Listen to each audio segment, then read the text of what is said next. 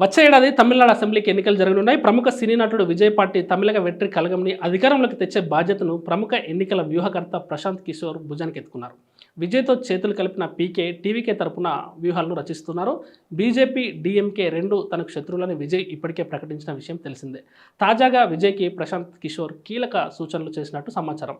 అన్నా DMK chief, మాజీ ముఖ్యమంత్రి పళనిస్వామికి సీఎం పదవి, విజయ్కి డిప్యూటీ సీఎం పదవిని పీకే సూచించినట్టు తెలుస్తోంది.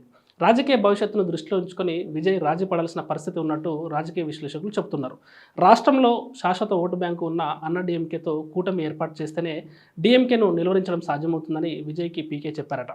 ఇదే అంశంపై అన్నా డీఎంకేతో కూడా ప్రశాంత్ కిషోర్ మాట్లాడినట్టు సమాచారం. ప్రస్తుతం అన్నా డీఎంకేకు 25% ఓట్లు, టీవీకేకు అత్యధికంగా 20% ఓట్లు వచ్చే అవకాశం ఉందని, ఇతర పార్టీలను కూడా కలుపుకుంటే 50% ఓట్లు వస్తాయని విజయ్కి పీకే చెప్పినట్టు తెలుస్తుంది. ఏపీ రాజకీయాల గురించి విజయ్కి పీకే వివరించారని సమాచారం. చంద్రబాబు, పవన్ కళ్యాణ్ పొత్తు పెట్టుకుని ఏపీలో ఘన విజయం సాధించారని, అదేవిధంగా అన్నా డీఎంకే, టీవీకే పొత్తు పెట్టుకోవాలని సూచించారట.